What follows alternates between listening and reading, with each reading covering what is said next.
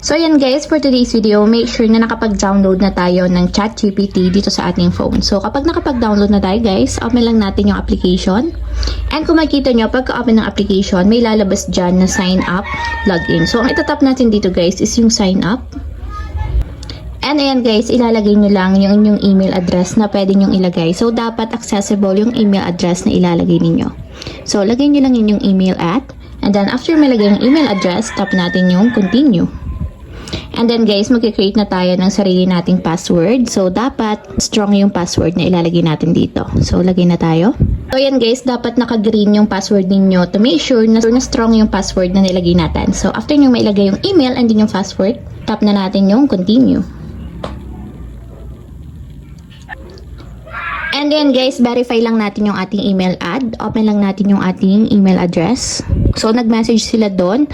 And tap lang natin dito guys, doon sa in-email nila yung verify email address. So lagay lang natin dito yung tell us about ourselves. So lagay lang natin yung first name, last name, and then yung birthday. So after nyo malagay yung first name, last name, and then birthday, tap na natin yung continue.